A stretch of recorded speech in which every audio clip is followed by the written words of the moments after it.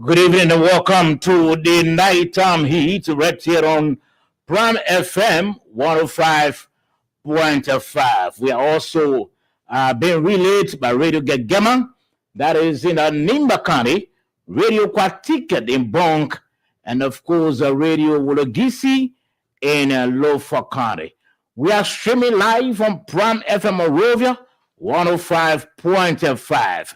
We are also streaming live on our Facebook and our YouTube channel. That is the Nighttime Heat Facebook and YouTube channel. Please share the show tonight. Tonight promises to be very, very interesting, very, very intriguing, very, very feisty. Please share the show so that your friends, your relatives, your loved ones, your partners can also follow the show tonight. We wanted to share the show. I'm sure you're quite aware a couple of things have been happening in our country, Liberia. You heard about the commercial drivers grounding their vehicles today. You also heard about, we understand that internal rankling in the organizers, amongst the organizers for the Say No to Drugs campaign. What is happening? We'll talk about that. But it said it rather. Our guest will be Deputy Information Minister Daniel Sando. You know, the government President Joseph Human Boyka, along with other government officials and authors, are currently in Japan for the Expo 2025 being held in Osaka. So we really want to know the significance, the importance of that forum, and of course, what could be the benefits that Liberia and Liberians will accrue. We're hoping that the Deputy Information Minister will join us at 8:30, and of course, we'll have a very, very professional discussion, an interesting one, and of course, my panelists, Moses and George, will join me to grill the minister. We'll be right back after the same. Sabo George is my name. Don't go away.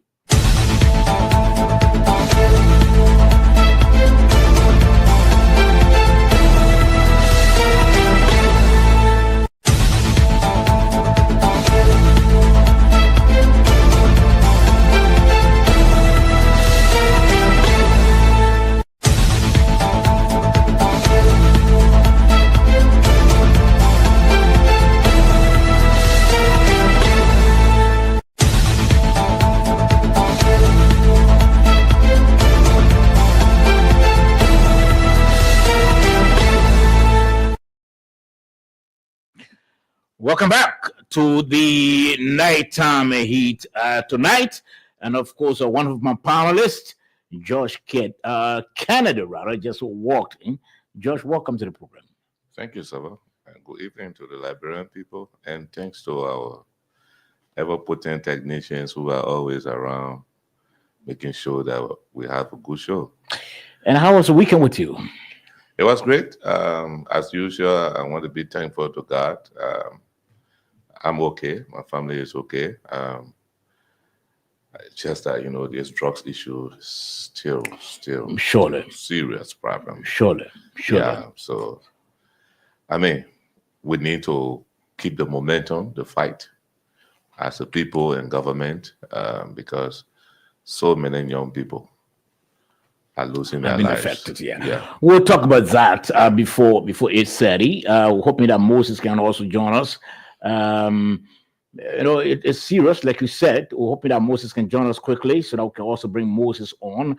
But in the meantime, at 8:30, we'll have the Deputy Minister of Information, President Boyka and a host of government officials are currently in Japan on this 2025 export being held in Osaka, Japan. We want to know the significance of that. I'm sure you've been listening to other stations. They've been running with the controversial aspect of it, talking about the size of the delegation. But we want to look at the significance, what sort of perks or benefits that Liberia could accrue from that forum, and some other national issues. So as at 8:30, we're hoping that he can join us. But let's try to talk about today's event. Again, we wanted to share the show. Kindly share the show so that your friends, your relatives, your loved ones, your partners can also follow on what is happening tonight. We wanted to share the show. Tonight promises to be very, very interesting. And of course, we are streaming live on our Facebook and our YouTube channel. Just what to do, go to where they have the search and you tap Nighttime Heat. As soon as you do that, you're going to watch the show. We also want you to, to go to the Prime FM Facebook page. We are also streaming live on Prime FM Monrovia 105.5. We want you to share the show so that your friends, your relatives, your loved ones can also be in tune and also follow what's happening. But let's talk about the issue with the commercial drivers today. I made some rounds around Monrovia, and early this morning I saw basically limited commercial drivers. But let me begin with you, George. What did you observe today? It's the same. I observed a good number of the commercial drivers they stay home today because of their strike actions. They announced a few weeks ago. I don't know what, besides its effects on the ordinary population, I hope that the government, those on the ground as the eyes and ears of the president, will see what happened today and take the necessary step to resolve the issues.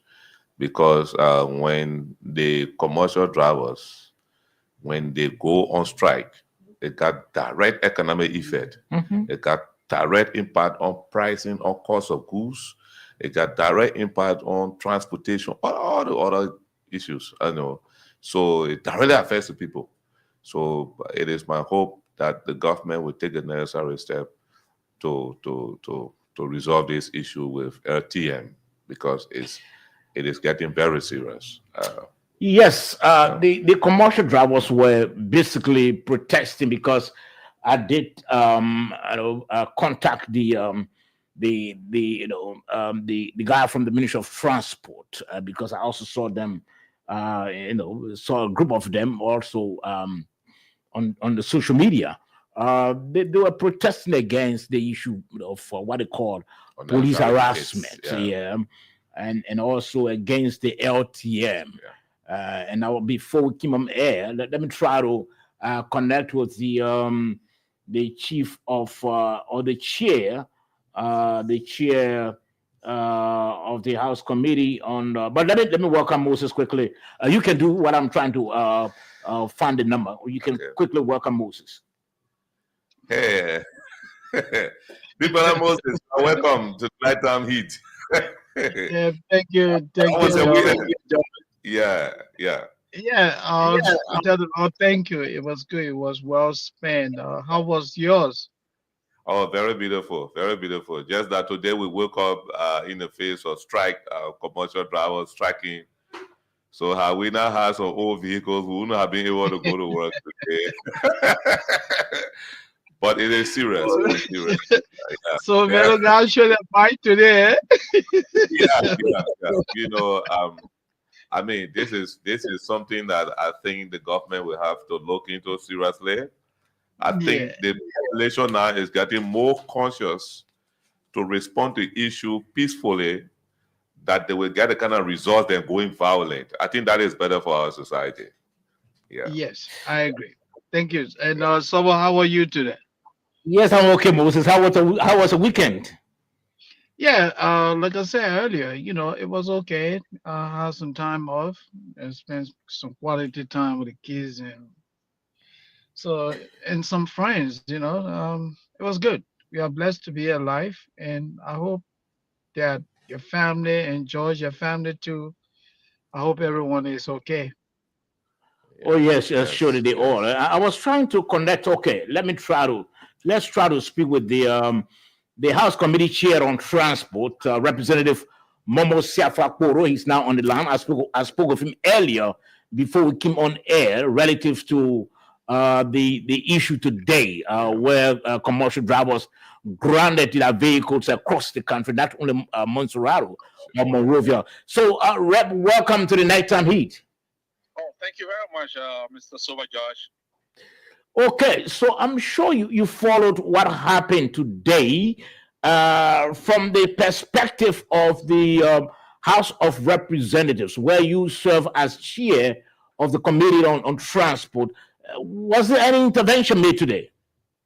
Oh, most definitely, yes. But firstly, I just like to say it was saddening to see the kind of action today that we saw. These are the things that we have been working hard to ensure that we do not reach to.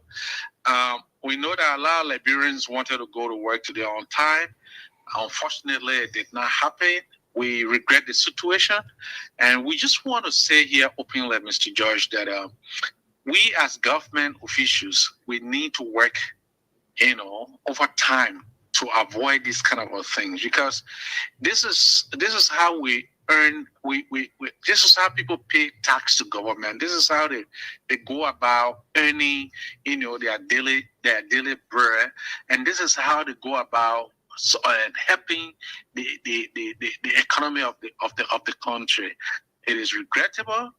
Why I would also like to say clearly to you, Mr. George, that we've been in touch with the president for the union union drivers, Mr. Prince Gibson, and I have been in touch, and I do know that there were 1 or 2 meetings today had, and they were able to meet with the justice minister, and they have had an agreement to come up with a memorandum of understanding, which is also good, in good spirit, that by Wednesday they should be entering into an agreement to avoid this kind of a chaos in the country.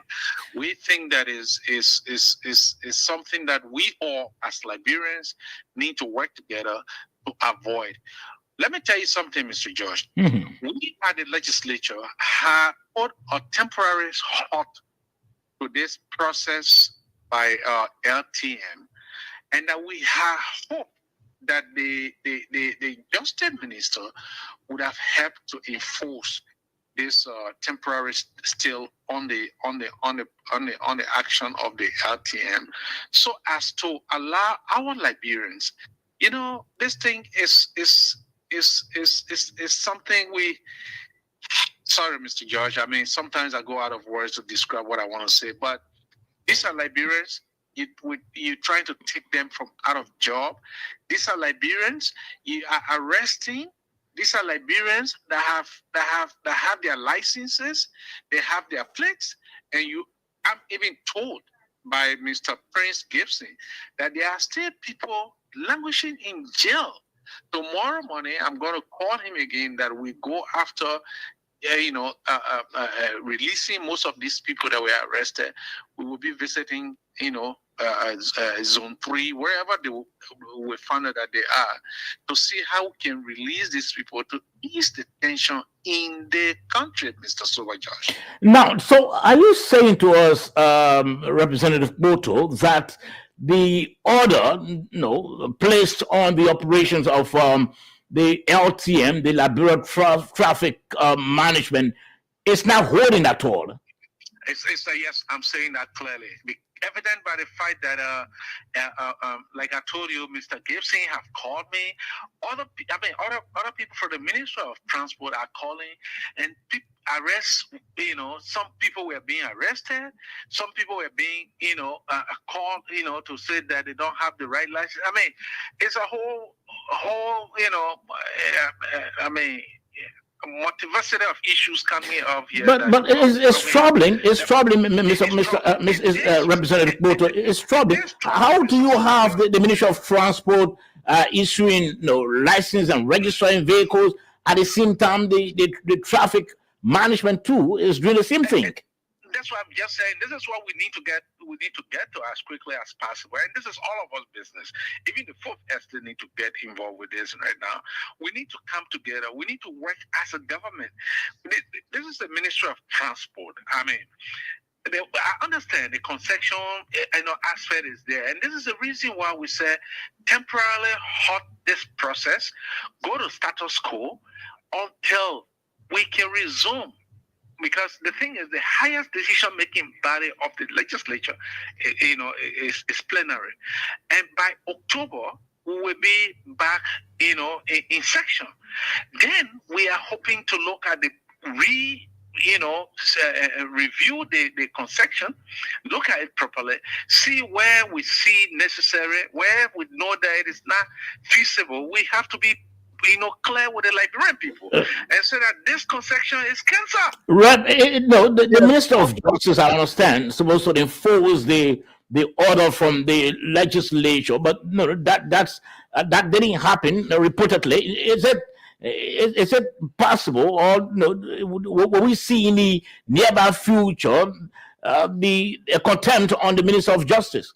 And that is my regret right there, Mr. Soba George, that in fact, today, when our brothers and our citizens went to the Justice Ministry, they are saying that they cannot do anything unless the legislature review, repeal, or cancel the concession. They are acting on the decision taken by us to pass the law. To grant the concession. But we are the same people that said to you, temporarily halt this process until we can return and review. But you chose to follow what was said previously, and not the latter. So this is something that we need to work together as a team. We all need to, because the thing is, the sanity of the state matters, and it is. I mean, the Justice Ministry that should ensure that this happens. Now, finally, before we take leave of you, yes, okay, Moses. Yeah, so quickly, I'd just like for you to ask the chairman, is he telling us publicly that the executive branch and the legislative branch of government, are they at loggerhead in resolving this problem? It seems that no one appears to be in control of what is happening. Is that what the chairman telling us? Well, at this point, it may look that way, because if you are saying that we're saying temporarily halt this process, go to status quo, until we can come back and go to plenary and take a final decision, and you're saying that, no, you're going by the concession that was issued, that was given before this time, then it means that we have to. We all got to sit back together and come to one understanding of, hey, where are we going? Because we can be saying one thing and another thing is happening, and then we see other people are being, arrested. Okay. We get concerned, Mr. George. Okay. Before we take leave of you, Reb, tomorrow, we expect. Do we expect transport vehicles owners, drivers to reappear on the roads, or the protest or ghostly is still continuing? I don't want to be definite, but what was proposed is exactly what you are asking. That we go back, to normalcy. Normalcy in the sense to go back, that the vehicles plow the streets. Why? On Wednesday, hopefully, the MOU, we should go into MOU with the driver union, to avoid all of these things. Hopefully Wednesday we'll do that. But hey, again, I have to call back right after this. I don't want to be definite and then Sober George come back and say, oh, the chairman said this and it didn't happen. But up to press time, I have spoken to the driver unions, president. I have spoken to one or two persons that attended the meeting. They were saying that, they had come up with an agreement that they will work with 102.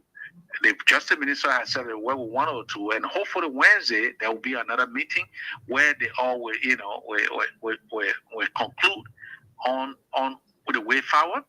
We are hoping that holds. So, having said that, Mr. Josh, kind of allow me after this call, I'm going to place in calls to make sure that we on course on tomorrow, everything going to normalcy. But that was discussed. Where I don't want to say definitely yes now is because there were still other people incarcerated that we needed to get released. I had to come back home, and if it means that if I call after here and stay finding that they are still there, it will mean that I will have to go back to the police station to see how we can contact the relevant authorities to see. And once that is done, I'm sure that things will ease, and tomorrow will be different from today as you saw it. Okay, many thanks, Reb. Many thanks. Thank you very much. Well, Moses and George, you listen to the chair. So, I see serious lack of coordination here between the legislature and the executive branches of government. And this could lead to a serious crisis. I know from whence the Justice Minister comes. He's acting based on the Supreme Court ruling that recognized this concession. All right? But the legislature was the one that passed, that enacted this legislation, this particular concession. This concession has backfired. So, right, by backfiring, is bringing conflict into the national security of Liberia, the economy of Liberia, the transport sector. So the legislature, in their wisdom, say, let's pause this, let's put hold to this until the full ballot can return for us to sit and discuss. And it's still being enforced by the Justice Minister. I thought that, in my opinion, I respect the Justice Minister a lot. In my opinion, they should sit and discuss this so that harmony can return, because arresting those people, detaining them will not solve the problem. What will solve the problem we try getting in touch with Cecilia Clark. We're hoping that we can get her quickly. What will solve the problem? Reaching the balance, a balance that will ensure that the concessionaires operate smoothly and the citizens themselves, they are happy, and the commercial drivers are happy running. Okay, I think that would be better. I think Moses, let's hear from you also. No, I definitely agree with what George said. I agree with George, and I agree with what the chairman said. So this is just a very unfortunate situation because the three branches of government are independent but coordinate branches of government. It means that none of them can function independently of the other. So if you have a problem like this, the legislature is saying one thing, the executive is saying one thing. Oh yeah, we have a legal instrument. This is what we're going to go by, because the Supreme Court gave the go ahead that hey, this is a legal instrument, this is a legal contract. We need to enforce it. But things seems not to be working. Then definitely I agree that people go back to the drawing table and try to resolve this problem. Because gentlemen, with all these things that are happening, is the ordinary people that suffer. The Minister of Justice drives in comfort. The Minister of Foreign Affairs drives in comfort. All these people drive in comfort. It is the ordinary people that are struggling to get to work, are struggling to go to their businesses, and this is sad. They need to resolve it. Yeah. Yes, I think you all are making point. It's serious. It's serious. And I asked the chair whether we'll see the commercial drivers resuming activities tomorrow, and he said, well, he couldn't definitely answer to that because there were still issues with some of their colleagues being still behind bars, being detained. Yeah. So, it seems that this may not have a resolution now. I don't see any resolution in sight because the drivers do have, major concerns that, they want to be addressed. The issue of the LTM, being the operations being discontinued, the issue of drivers, police harassment. Those are major issues which I believe may not really may not be resolved in the soonest possible time. I saw, in fact, we had a tape. We'll try bringing the tape on. We saw the RG today somewhere in red light and other parts of the city, trying to encourage the drivers to resume work and trying to talk to them that look, your issues can be resolved. We can bring it to the table. But I think they should have done this ever since, and not to allow the drivers or the car owners to initiate these sort of actions. Today it was terrible. Like I said, I made rounds across the city today, and it was terrible. I mean, you see a group of people walking, trekking. That was totally. That was bad for our people. Hoping that the RG, the Minister of Justice, who's currently the acting president, and others can have this thing resolved. You're listening to the Nighttime Heat right here on Prom FM 105.5. We are also streaming live on Prom FM Moravia 105.5, and also streaming live on our YouTube channel, and also streaming live on our Facebook page. That is the Nighttime Heat Facebook page. In the meantime, while we wait for our guests to join us, we want to hear from you. What was your experience today? What was your experience as a result of the drivers go slow? Commercial drivers, we understand today, they staged a go slow, and what did you experience?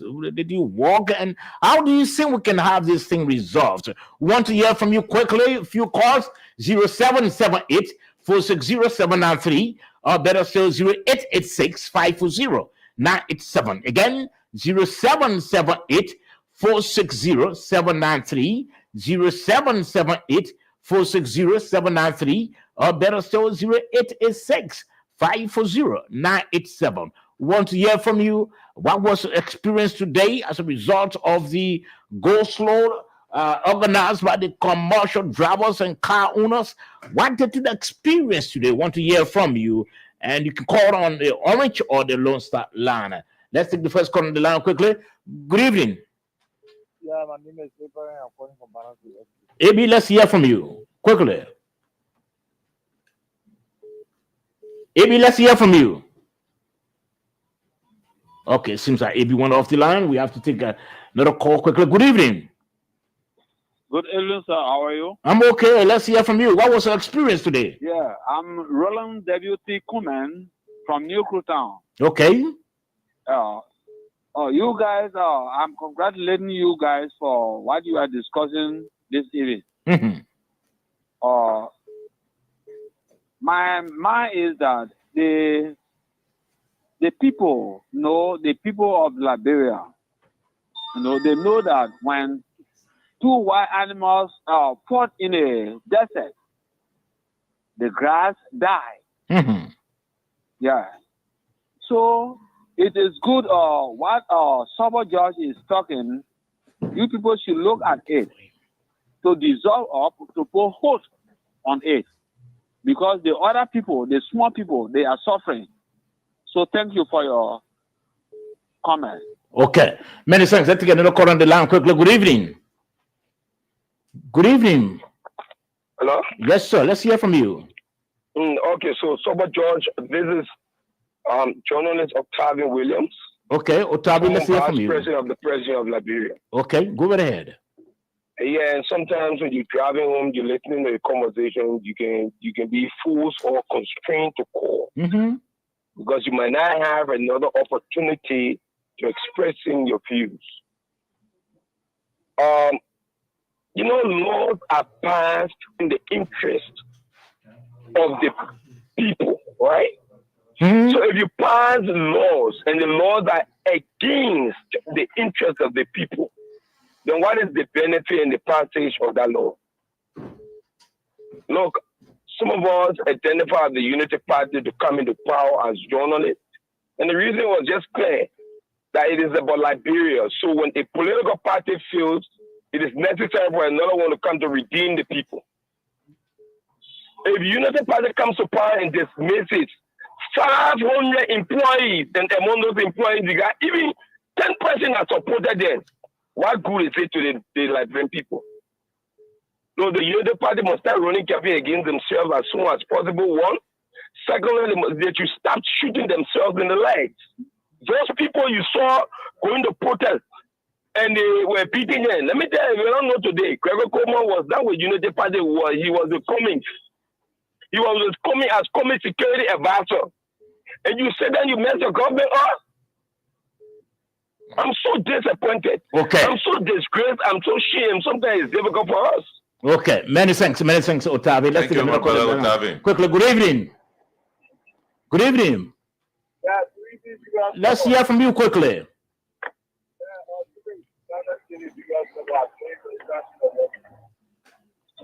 Hold on. Yes, let's hear from you.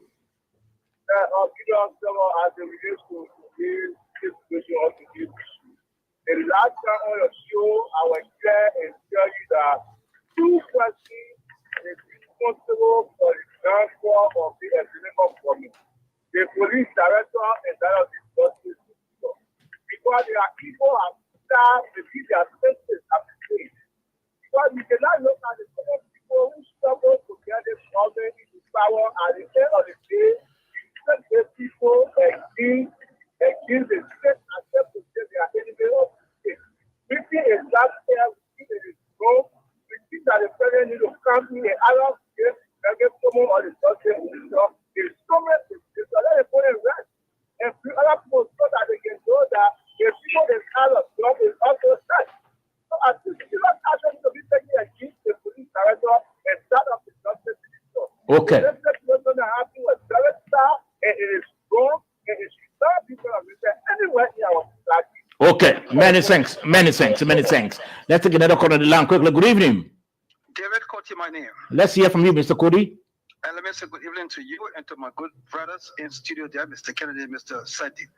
Octavius, Mr. Former Vice President, you are suggesting here that the president of Liberia or the government of Liberia or the executive is pussyfooting on this matter. You are wrong. This executive is not pussyfooting. In other words, not taking a firm decision. You are wrong. It was the legislature that passed this whole thing. They should be the ones to repeal it. Yes. An action has been taken by the Supreme Court already, supporting this matter. So you cannot say that the executive or police director is not doing this. No. This is no more about justice minister or police director or whatever. It is about the very people who are lawyers, lawmakers who pass this thing into law. They should repeal it to put a whole matter to. It's not about we will discuss with this group, we will call this group, repeal what you put in place, what you pass. That's the solution. Okay. So the government, the executive is not pussyfooting. Thank you very much. Many thanks, Mr. Cody. 077-846-0793 or better still 0886-540-987. We'll continue to take calls until our guests can join us tonight. Tonight we should be playing host to Deputy Information Minister Daniel Sando. You know, the President of the Republic of Liberia, along with other government officials, are currently in Japan to attend the Expo 2025. As far as Jones also will make sure to start the ball rolling. You're listening to the Nighttime Heat, and of course we are streaming live on our Facebook page and our YouTube channel, and also on Prime FM Monrovia 105.5. I understand Mr. Sando has joined us, so we can take additional calls anymore. He has joined us already. Let's try to invite Minister Sando. He's the Deputy Minister for Information. Let me ask my colleagues, my two panelists, to do that quickly. People of Moses, please start. Yeah, Deputy Minister Sando, it is indeed a pleasure to get to meet you via social media. I've seen you, I read about you in the media, but I've not had the opportunity to interface with you. So on behalf of my colleagues, I'd like to welcome you to this very important discussion. But what I would like for you to do for us, prior to your opening statement, a lot of people, including myself, would rather like to know you more professionally. Do you have a media background? Did you ever work in the media? Did you study communication? And if you work for a media institution, how long did you stay in the media? Thank you. Deputy Minister Sando, you are welcome. Mr. Sandy, Deputy Minister Sando, and I, we are comrades from the Yemi Zion University. He's a friend of mine, a friend and brother, and I want to welcome you to this station. Feel free, I know you're strong, feel free to disseminate public information. You will be quizzed by us, and this is what I've been advocating for, that the government extends its communication arms to all of the radio stations, including even the ones that are seen as not being respectful to the government. It's because the government has owes it to the people of Liberia, no matter who, to communicate its policies to them. So you are welcome. It is my hope that you will listen to us and take our advice into consideration. Thank you, sir. Okay, so let me join my colleagues as well. Deputy Minister Sando, we really appreciate you being on the program tonight. This is the nighttime heat. I'm sure you might have heard about the program before. It's a nighttime heat. On this program, we ask all the tough questions. We are relayed about Radio Gegema, that is in Nimba, Kwatiket in Bon County, and of course a radio Wolagisit in Lofo County. We are streaming live on YouTube, our YouTube channel, The Nighttime Heat. We are on YouTube.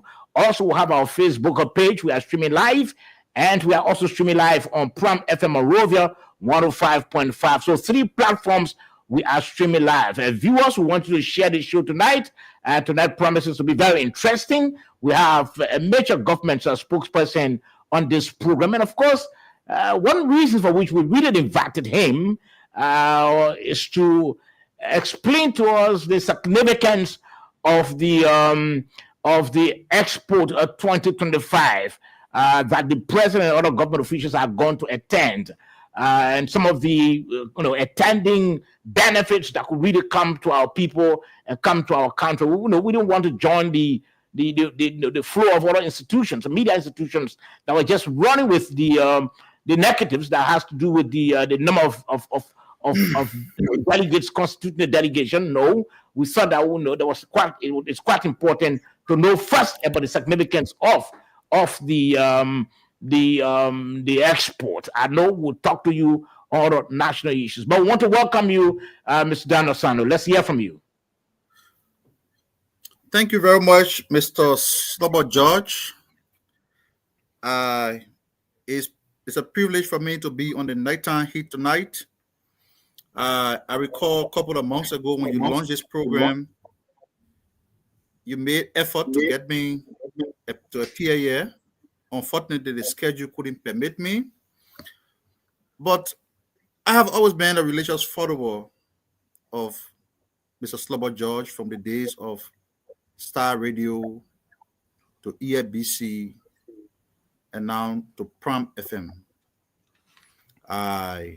The courage, the zest, the fortitude that you bring to the discourse is absolutely important to help improve the standard of national conversation that we want to have in our country. As a country that's had some turbulent past, we have to respect freedom of the press, freedom of expression, regardless of which radio station agrees or disagrees with the government. The government has an obligation to create a free space. And that is what we have done. So, George, to your point that our government communication team should reach out to every radio station, I, as the deputy spokesperson of the government, I have placed no barrier on where I go and where I don't go.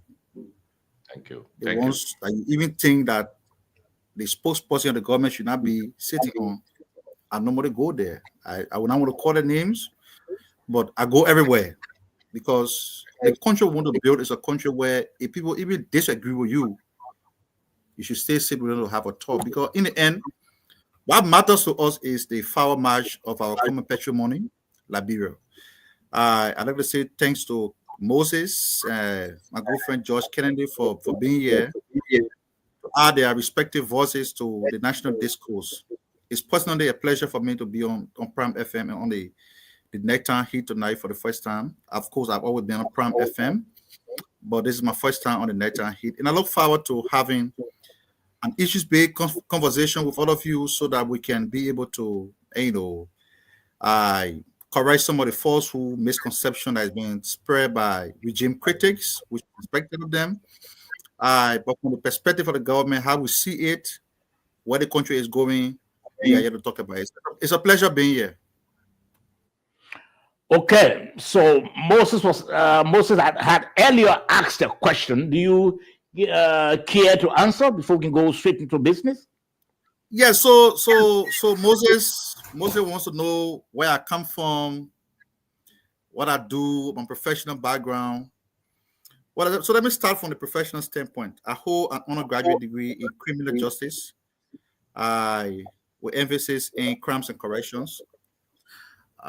Currently, I'm a candidate for Masters of International Relations at the IBB Graduate School of International Studies at the University of Liberia. In terms of my background in communication, of course, I've been in the communication terrain for a while, managing communication for my political party, the Liberty Party.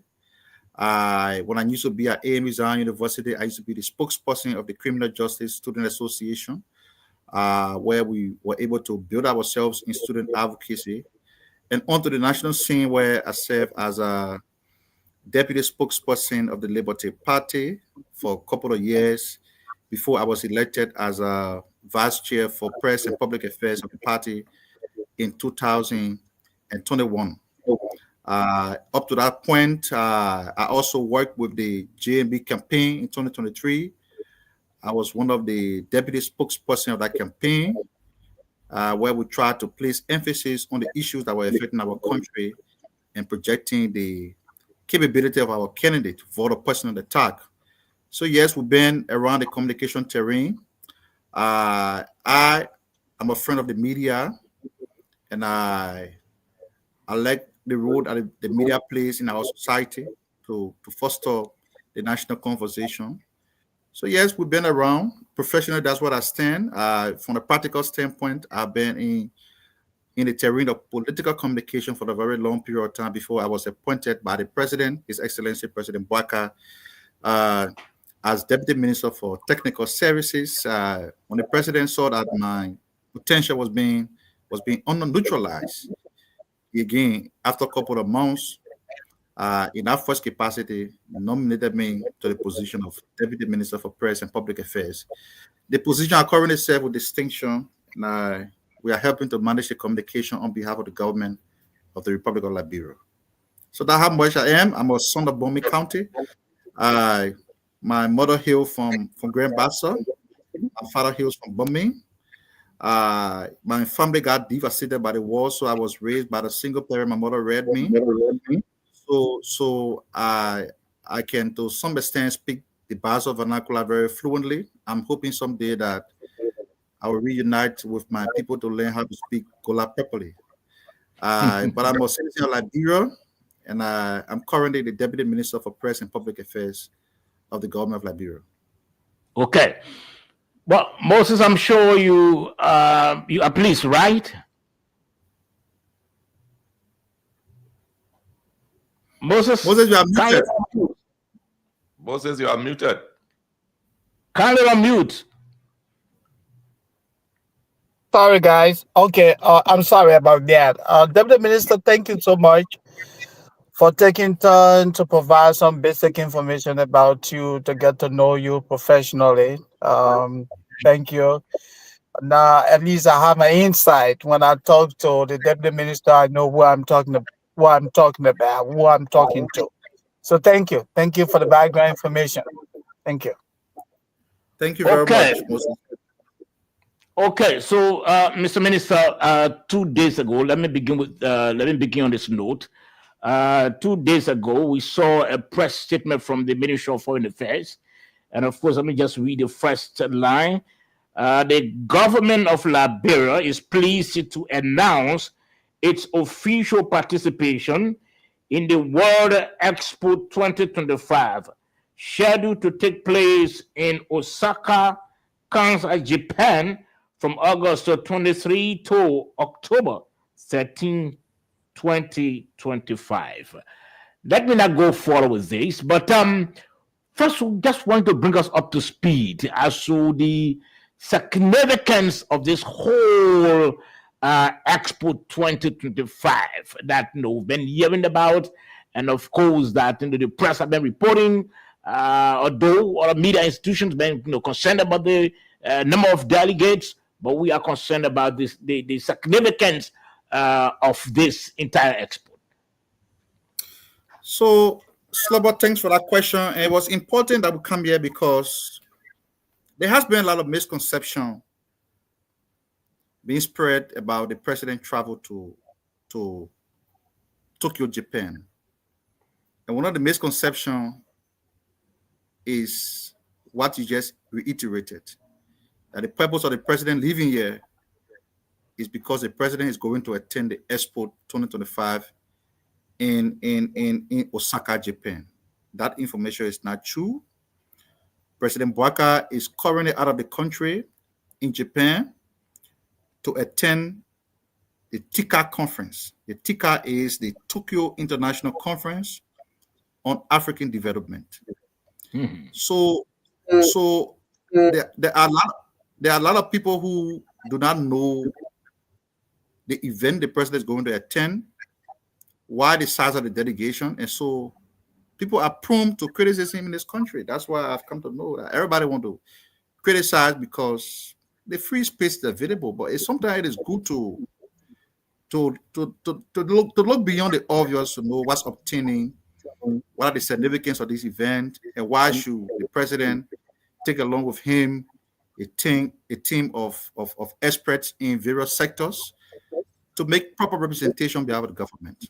For example, not too many Liberians know that the Japanese freeway that we boast of today was a result of President Sadi attending the TICA conference back in the days. The Japanese freeway, one of the best and modern roads we now have in Liberia. The Japanese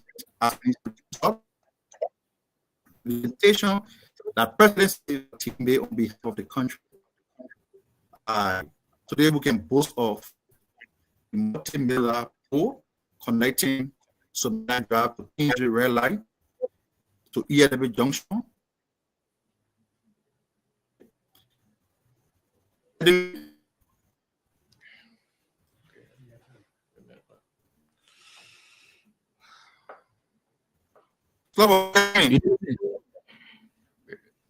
You're listening to the Nighttime Heat, right here on Prime FM 105.5. Yes, Mr. Minister, you can continue. Who called it? It seems the minister has gone off. We're hoping that he can return. You're listening to the Nighttime Heat. Yes, go ahead. Yes, go ahead. Yeah, because the alarm went broken. Yes, from your end. So go ahead now. Yeah, we're hearing you. Okay, so what did I stop? Just bring me up to speed. You were talking about the Japanese constructing the Japanese freeway was a result of Madam Salif attending the TICA conference. That's where you were. So today, Liberia can boast of a modern corridor connecting Kingsway and Central Monrovia to the Somalia Drive. Because don't forget, in October of this year, the Japanese will be back here to connect that road from Johnson Street up to Freeport.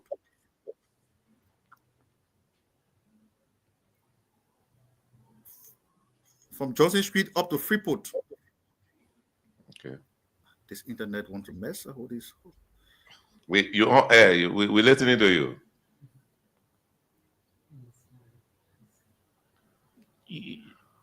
You are on, Mr. Minister. Oh, God. But someone, maybe if he's having internet problem, maybe he can call in. No? Calling in may be too, I'm sure, expensive. But Mr. Minister, you can call in if you wish, but throughout the internet because we want to interface with you, want to see you, and want to ask the questions. You're listening to the Nighttime Heat, rated on Prime FM 105.5, and also being relayed by Radio Gegeman, and that is in Nimba County, Quatika in Bonk, and of course, a radio Wodogisi in Lofo County. We are streaming live on Prime FM Morovia 105.5. Streaming live on Prime FM Morovia 105.5.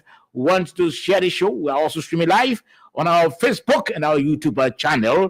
That's the Nighttime Heat Facebook and YouTube channel. We are also streaming live, and of course, we want to share the show tonight. The show promises to be very, very interesting. We want you to share the show so that your friends, your relatives, your loved ones. We have as guests the Deputy Minister of Information, Daniel Sandu. He's our guest tonight to explain to us the significance of the Expo 2025. And of course, it just started, but it seems that it's been interrupted by his internet. It seems that he has a problem with the internet. We're hoping that he can, again, come back on the program so that we can know all of the importance, all of the details, the importance, and we can also know so what could be the outcome of the Expo 2025. Not just attending, but what is it that our bureau stands to accrue? Those are some of the things that we'll be speaking. We'll be hearing from the minister about. So hoping that the minister can return. He's trying to come back. Yeah, Mr. Minister, welcome back to the program.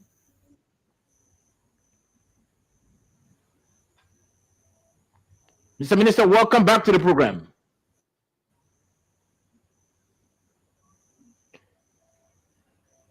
You are muted. Mr. Minister, welcome back to the program. You want to unmute? Slobber. Yes, okay. We are hearing you now. I think you just have to comment directly. The internet is kind of messed up in my terrain. Okay. We'll see what we can do. We'll try to see what we can do. You are good, Mr. Minister. You want to try? We can hear you.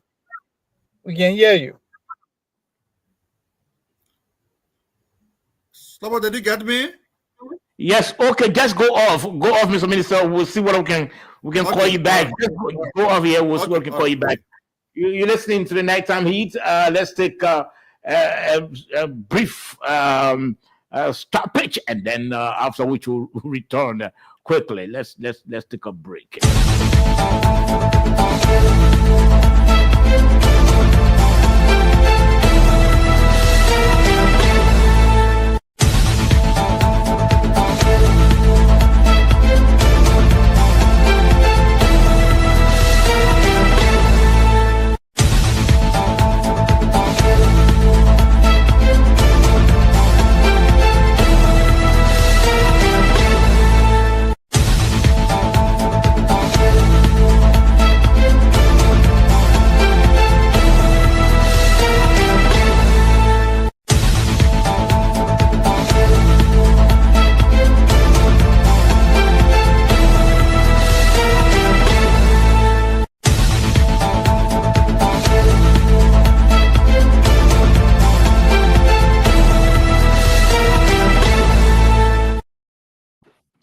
Okay, welcome back to the program. We try to connect with the minister. Mr. Minister, welcome back to the program. Oh, okay. We're trying to reconnect with the minister quickly to see where we can get the minister on the line. Yeah, Mr. Minister, welcome back to the program. Your phone is muted. Welcome back to the program. Well, I was trying to hear you. You're listening to the Nighttime Heat, the internet situation. It's causing problem for us. Again, let's try to reconnect with the minister, Deputy Minister of Information, Daniel Sandu. Quickly, I just want to get the minister. We talk about the issues that are at hand. But talking about the significance of the Expo 2025, and then also we talk about the benefits that we stand to accrue as a country, as a people. As soon as that happens, we'll make sure to we're trying to connect with the minister. So Moses, you listen to the minister briefly. George as well. Were you able to gather and say, Moses? Let's begin with you. Yeah, I'd rather look forward to seeing the minister coming back. He made some selling point. What Liberia has been able to reach. The minister is back. What? Let's try. Okay, The yeah, minister- let's go to the minister. Let's go to the minister. Hello, Yeah, Mr. Minister, welcome. Slava. Yes, we're getting you, Mr. Minister. Okay, I think we'll have to take the minister from this line. Let's see what happens. It's troubling. We have to get the minister from this line. Let's see what happens. The internet, it's troubling the minister tonight. That's the Deputy Minister of Information, Daniel Sando. We're still trying to connect with him to see how we get him on the program. Mr. Minister, welcome to the program now. Thank you very much, Slavo. I think it's much better here. Okay, so yes, you were in speech. Let's hear from you about the significance of the export. Yeah, so as I was saying, the president is not going to attend the export in Japan, Osaka. The president is in Japan purposely to attend the Tokyo International Conference on African Development. That conference is jointly organized by the government of the Republic of Japan, the United Nations, the World Bank, and the African Union Commission. So it is a very major conference that focuses on African development.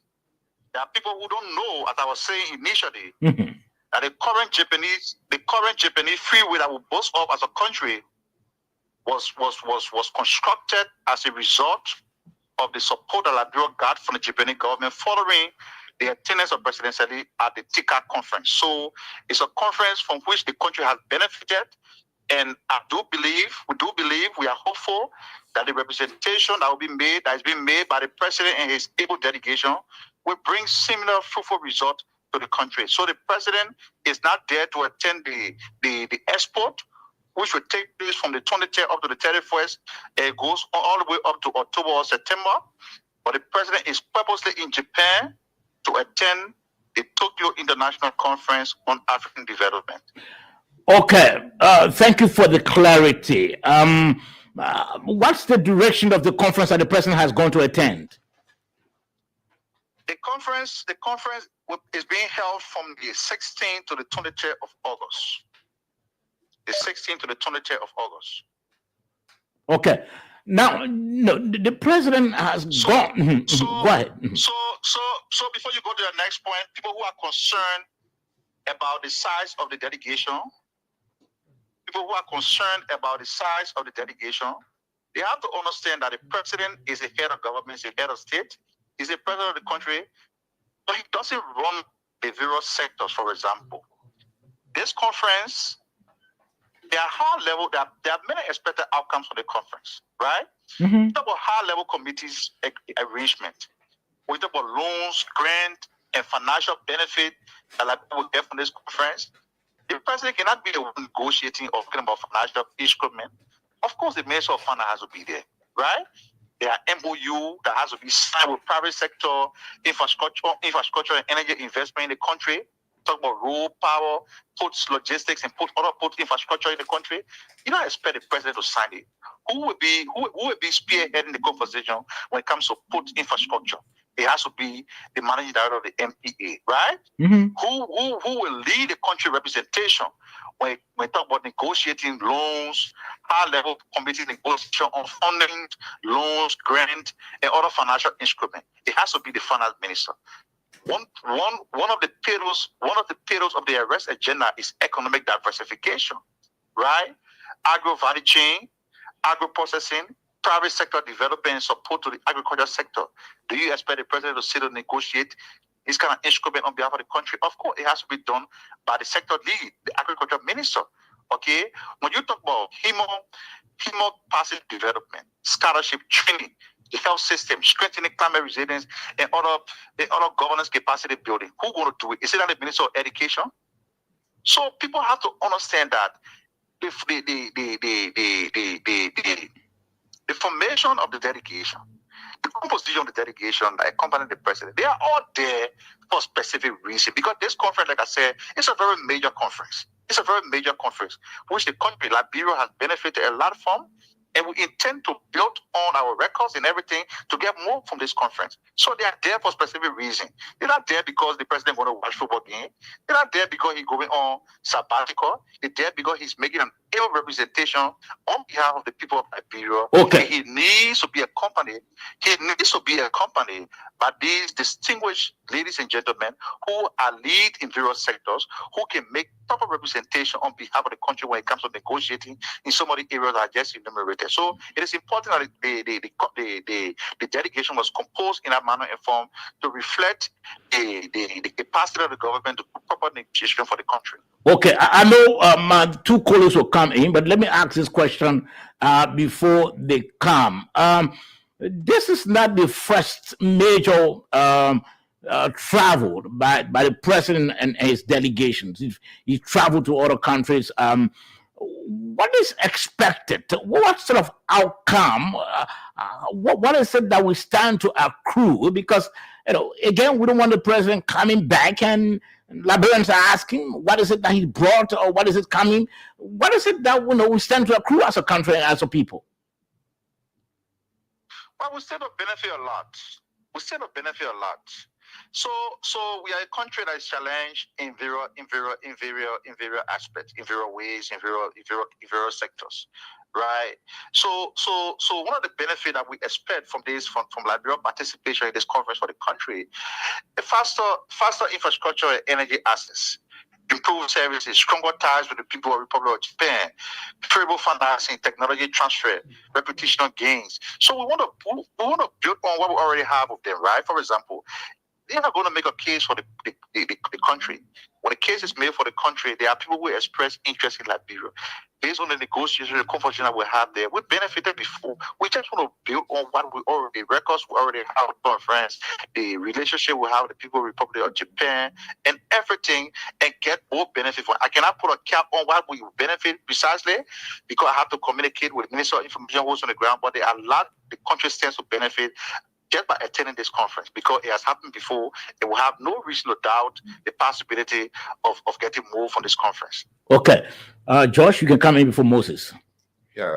So to those before Josh comes in, to those who will be asking, what Liberia benefit from the conference? Just look around you. The involvement of the Japanese government in Liberia, one of the best roads we have in this country now, built by them. 0 penny. Liberia didn't spend a penny on our infrastructure intervention. So we are going to benefit a lot, but the president will not come from Japan with a bag of money on his head. When these negotiations are made, MOU are signed, it will time a couple of months, weeks before they start to be set into motion. Okay. So I do not want to make an impression that President Bouhaka will come from Japan with a bag of money in the plane and say, here's what Liberia benefited. Those who will be asking what Liberia benefited, they then ask themselves, what did the country benefit when President Bouhaka want to attend the FOCA in China? All of the negotiations, the project that the Chinese government were expected to undertake in Liberia, they put a hold to it because of some of the diplomatic blunders created by the past administration. They shut the doors on Liberia when President Bouhaka attended the FOCA with distinguished men, individuals of the government. Doors were open. Today, EFBC can boast of a $5.5 million broadcast complex that will soon be dedicated. Today, we are awaiting the commencement of the construction of the overpass bridge that will not just reduce traffic congestion along the Tottenham Boulevard, but it will also help to build our credential in terms of our infrastructure development. So look at what you are now getting from the president's visit to the United States. Of the 54 countries in Africa, Liberia was selected as member of the 5 countries that went to visit President Trump. There are other countries that have been given outright visa restriction in Africa. Some of them our close-door neighbors. Today, our country still enjoys a very healthy relationship with the United States government. Okay. A country that was isolated, that was being sanctioned. Today, we have a very good relation. The conversation about our compact, the second compact we qualify for, is on track. They have a show all the life will be that we are qualified. The compact is being developed. The assessment will be conducted, and we get the money to build our infrastructure, based on our needs assessment. So the president has brought a lot to this country from his international travel. He's not a leader who will travel to go on trade and fun fair. He's a leader who, when he travel, he has the agenda of the country on the top of his priority list. And I have no doubt that similar representation will be made at the TICA conference in Japan, and we will get good result in the soonest possible time. Okay, Mr. Minister, thank you very much. You'll be taking calls from. We'll also be taking questions from our two panelists. Let's begin with Mr. George Kennedy. Yes, Mr. Minister, thank you for the explanation. And I want to ask you, sir, you mentioned the Japanese project that expected to start soon from Johnson Street to go to Freeport, isn't it? You keep me broken, George. You keep me broken. You mentioned about the project in the making by the Japanese government from Johnson Street to Freeport. Yes. So there's speculation of some information around that project is inclusive of another bridge that will be built, side by side the Gabriel Tucker Bridge. Can you confirm that, sir? Well, in as much as I'm the deputy spokesperson of the government, I do not want to delve into the technical architectural design of the project. What I do know is that the Japanese have granted us that free will, that they will connect the road from Freeport to Johnson Street. How it will be designed, I can tell you because I'm not an engineer, but the good news there is that road will be brought up to international standard. That road, the good news there is that road will be brought up to international standard to reflect the standard on the new Japanese freeway. That's how much I can say about that project. Okay. The road from Freeport up to St. Paul Bridge leading to Clay and Tottenham Bread. Of course, you know the Ministry of Public Works is already on that. Oh, the minister has gone off. We're hoping that we can get him again quickly. We're hoping that we can get the minister back on the program. We're trying to connect with the minister once again. That's the Deputy Minister of Information. He's Minister Daniel Sando. We're trying to reconnect with the minister as soon as possible. As soon as we get the minister on, we'll continue with the interview with him. We're trying to connect with the minister. You're listening to the Nighttime Heat right here on Prime FM 105. Okay, the minister is back on. Mr. Minister, yes, you can continue with answering the question. Yes, I cannot say much about the technical design of that road. I'm not an engineer. Yes, for the government, I do not delve into infrastructure. What infrastructure design will look like, because I have no expertise in that area. What I do know is that the Japanese government will start the work in October to connect the two corridors from Johnson Street up to Freeport to the Somalia Drive. Okay. And the construct of that road will be similar to what is on the Japanese freeway. That road was built up to Japanese standard. That's how you see that it's one road in the country, and we are hopeful that October the construction work will start. Okay. As I was saying before the phone went off, you know very well that the work from Port up to St. Paul Bridge, moving into Clay and Tottenham Bread, the Ministry of Public Works is building that road. It already started. I think they almost into the Douala market, so it's going to be a full lane up to Clay into Tottenham bread. Okay. So that how much I know about that corridor. Okay. Moses, you can come in now. Yes. Yeah. Mr. Minister, thank you so much for the information provided thus far. But I just want to speak to a couple of things and ask you one or two questions. I heard you say that Liberia stands to benefit a lot. And that statement seems to be vague because if we are to hold the government accountable, if we are to measure what you're saying, when you say a lot, we don't know what you're really talking about. What do we stand to reap as a country immediately or in the future? Are we talking about more roles, more technical assistance?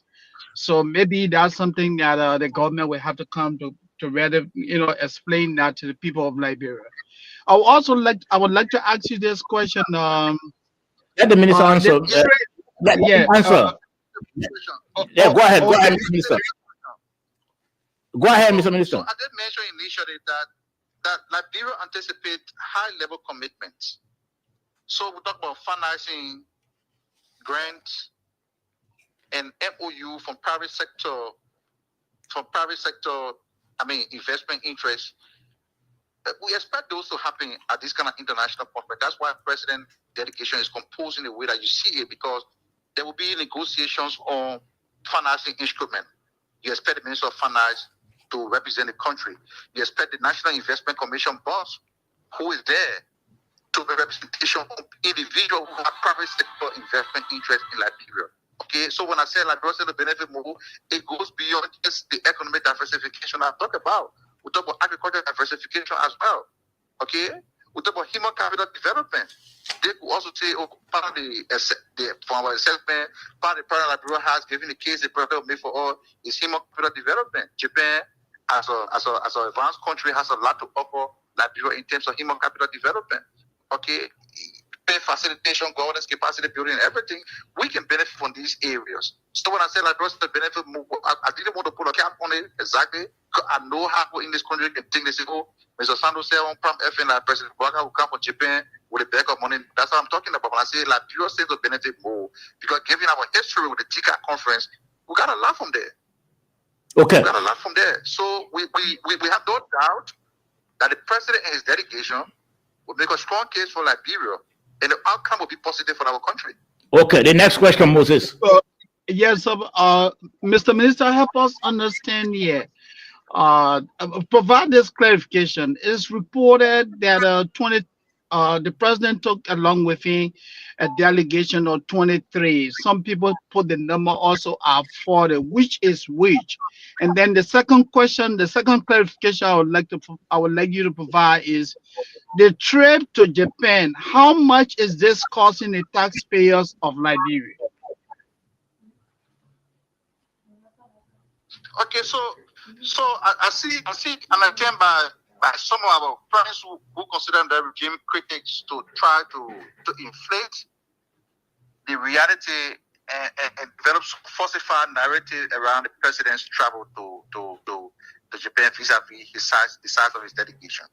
So what the executive marshal announced, there are 23 members of the president's delegation, right? 23 members of the president delegation. There are people who go on radio and say, the president carried 100 people to bed, but there are 23 members of the president delegation. The marshal who have had a discretionary authority to say, we don't want to publish a list of the president delegation, but this is a government that works with an open agenda. We have nothing to hide. We do believe that the composition of the president delegation should reflect the country's ability to make proper negotiation, make positive impact for the country. So that is what they are included. There's nothing to hide. Somebody will ask, why is the Minister of Education on the trip with the president? Who communicates the outcome of the TICA conference? It is the Ministry of Information. Today I'm here on the phone with you. The minister has given me all the information I need. That's why I'm empowered to come here. I'm in Liberia. The president is in Japan. But I'm saying to you things that will happen at the conference, the expected outcome and everything for the country. So it was important for the information to be on that trip. Will you also ask why is the Minister of Finance included on the president's trip? I just told you that at this kind of at international conference like this one, there there will be negotiation, there will be conversation around financial instrument. Who is the best person suited to represent the country when in terms of making financial negotiations for the country? Of course, it has to be the Minister of Finance. When you talk about the president is chief salesperson of the country, when he goes to man the podium in Japan and make a strong and persuasive case for Liberia to say Liberia is a land of opportunity.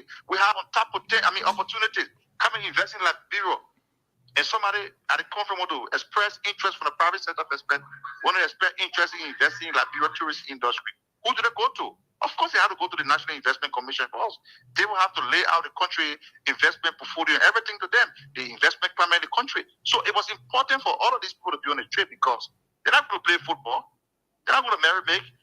They're going to play a specific role for which nobody could have deputized them. Okay, so the official side of the president delegation is 23 officials. There will be others who will say what they want to say, but what the executive marshal announced is what I will ask. I will stick to for the purpose of the conversation. But what's the next question? The next question he asked was how much is it costing the government to take all those people to Japan? Yeah. The cost. The trip is in twofold. Those are going to attend the expo. Don't forget, I mentioned that the expo will commence from the 23rd of August up to the end of August. But the president will not be attending the expo. But of course, there are members of the very delegation that people are criticizing, the 23-member delegation, that will be representing the president at the expo. And in a conference on the 23rd of August, they moved from Oklahoma and they go to Osaka. The president will not be there, but the foreign minister, for example, is leading the team. Christopher Hayes Onanuga is leading the team to be on the team to Osaka. Minister of Information, Honorable Gerald Lemepia, will be on the team to Osaka because Osaka is an export. Export is a festive activity that is held every 2 years or every year by that country. Now, at the Expo 2025, Liberia has been given the opportunity to showcase her business, her investment, or tourism potential, investment readiness, and to also showcase her culture and tradition to attract people to come in the country to invest in the tourism industry. So the national culture troop will also be there. They're going there, everything is on the people's report, the government of Japan. Madam Judy Annie, who is the Commissioner General for the Expo 2025 representing Liberia, will be joining them as well. All of the expenses for the people who are going to attend the Expo, everything is on the government of Japan. They are hosting them, they are providing plane ticket and everything. So the 23-member delegation is not just there for the TICA conference. There are a couple of them who will be joining him to go to Osaka to represent Liberia at the Expo 2025. All the costs associated with the president travel from the Ministry of State, I cannot speak to it because I have no information about that. But I do know that some member of his government, the delegation, the travel is being financed by the government of Japan. And Mr. Minister, a follow-up, we also gathered that quickly, Jazz, you were saying, right? As Deputy Minister of Information, that's information that you should be able to have at the tip of your finger, because you're justifying this. If you're justifying that, hey, a segment of this is going to be underwritten, the cost going to be underwritten by the Japanese government, then we need to know. And Liberia's contribution, the taxpayers' contribution.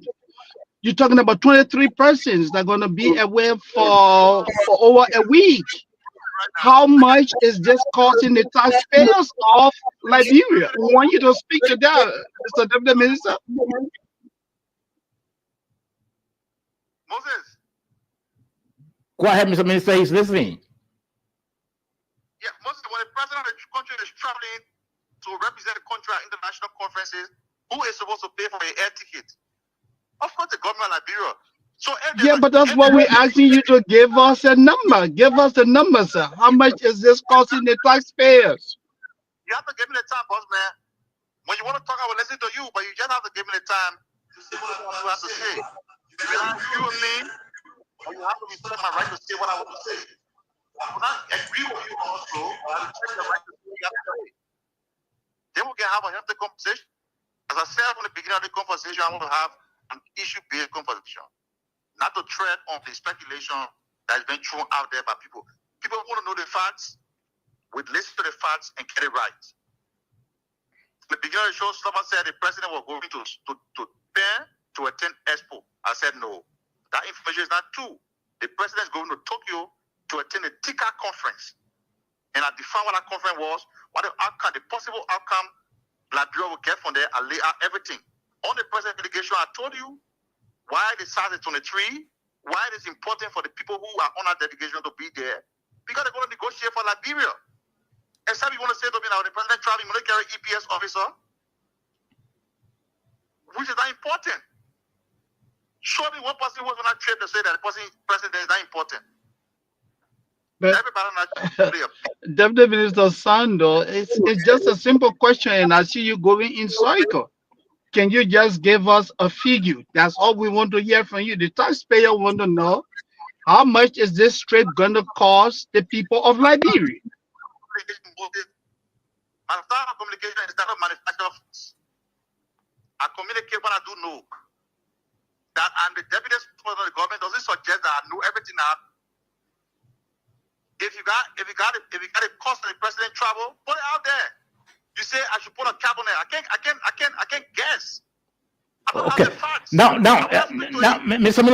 Minister, a follow-up question. We also gather that some sector head, let's take for instance maybe education or finance, will be financing their own travel. How true is it? Or they finance their own? They're being there on the trip. How true is it? Yeah, but the Ministry of State for Presidential Affairs cannot finance everybody who travel the president ticket. I mean, cannot finance everybody who travel the president. Because the line ministries and agencies, they have their own budget for travel. So if you are included on the ministry, on the president's delegation, you are a head of entity. Your entity can buy a ticket for your travel. I mean, you don't expect that the Ministry of State will finance the cost of the president's entire delegation. Okay, you listening? I mean, yeah. So I would not be surprised if there are individual members of the delegation whose travel is being financed from their respective entities' budget. I mean, there are a couple of times that Minister PR travel the president, the Ministry of Information has purchased a ticket because the representation is important. It's a function of the government. Okay. You're listening to the Nighttime Heat right here on Prime FM 105.5. Tonight, our guest is the Deputy Minister of Information, Daniel Sano. Do you have any questions that we can transition? George? No, I just comment. I thought that the minister was clear on this when it comes to sector heads, sector representation, financing their own tickets. Surely. And that is where, truthfully, he cannot add any number. He cannot call any figure in terms of how much being spent, because each of those entities have their own travel policies in line with government national policies. So some policy that say this, some of them less than the government policy, some of them equal to the government policy. You can't go above government policy in terms of travel allowance, travel benefit, other things. Okay. So, yeah. Moses, do you have any further question? No further question. I just wanted to say something. Look, everyone in leadership and coming to the government of Liberia, you are not taking a project, you're taking a delegation. You will be able to figure out whether let's say for example LBS is sending 3 persons, hypothetically. They will tell you, hey, we're sending 3 persons, this is going to cost us $10. Prime FM is sending 2 persons, this is going to cost us $5. And everyone would know, okay, look, the total cost of this trip is hypothetically $20. Now, here is the breakdown. LBS will pay $10. Prime FM will pay that, and the other will come from your other source. That's all we're asking the minister. And that is information, because he's making a comparison. He said the president did not go to Japan to watch a soccer game. Of course, we all know that. The TICA conference is not about people going for socialization. It's a serious conference. So if as a country we are investing into this, then we need to know how much are we putting into this and what do we intend to benefit as a nation. So if the deputy minister doesn't know that, we can let that pass by. But I think it's just a very important information that, the deputy minister would have known, honestly speaking. Thank Mr. you. Minister, you want to respond to that? So I want to go. I want to possibly try to avoid any back and forth with one of the panelists. As the deputy spokesperson of the government, I do not manufacture information to go to the public. Okay. You are speaking for the government. I'm coming. When you speak for the government, you have to be truthful in what you say. The only way people will respect you is the believability of what you say. Mm-hmm. If there are instances where you lie to the public, you try to manufacture the truth, and they discover at a later date that what you say is not cool, then your integrity would have been tampered with. So he asked a simple question: can you put a cap on the president's trip to TICA, to Japan? And I said to him, I do not have the figures. So you asked the question, is it true that other entities are individually funding the travels of the minister? I said it is possible. Because in instances where the Ministry of State would not have the funding to purchase a ticket and to do other things around the travel of these ministers, so they have to go to their own budget. Of course, it's all about the government. So you what I know about it. I mean, so if you got the cost of the travel for the president, you put it out there. I don't have it. Okay. See how it should be a subject of competition between a panelist and the deputy spokesperson of the government. Oh, you're supposed to know it. And I say, I know it. Who told you that when you speak for the government, you know everything? You must consult with various entities. So to tell you what the government is spending on the trip to Japan, I should be able to speak with the Ministry of State for Presidential Affairs. How many people traveling with? I mean, what the total cost around the trip? When they provide that information of me, then I can say to the public to say, the president trip cost it won't cost it. They never told me anything. I come on the president and say, oh, the thing for our country is that we don't like people to be truthful. And I will not be one of the ministers or spokespersons of government who will come on the radio to lie. Okay. I know I will say it. If you ask me a question I don't have information about, I would say the fact to you I don't have it. If it requires me to reach out to the state concern, I will do that. Okay. So when you speak for the government doesn't mean you know everything. Okay, Mr. Minister. I'm not going to ticket cost. Can't say anything about it. Okay, Mr. Minister, thank you. But let me ask this question quickly before we can transition. Mr. Minister, the entire trip or travel, this whole Japan trip, has been clouded by this sort of criticism from some folks in the country, especially some are concerned about the number of people on the trip, and which you've clarified. But they are saying they believe that there's absolutely no difference between what you criticized yesterday and what you are doing today, because yesterday you are very critical of the last administration of taking more than 20 persons on the trip, and today you are doing almost the same thing, and that's their argument. How do you respond to those sort of people? So, what we at the Ministry of Information have always said is that people should stop drawing the former president into unnecessary criticism. Because you know very well for a fact that some of the travel that were made by the former president, for which was widely criticized, President Boga has never attempted to do the same. He's never attempted to do the same. For example, former President Weah left this country for how many days? 58 days. What did he go to do? Want to watch his son play in the World Cup. So then he went to America. and came back to the Walker Wash funnel before coming to Liberia. Is there any evidence to prove that President Bouaga had left the country, traveled on state resources to go watch football game and play in San Jose? Do you have any evidence to that effect? Of course not.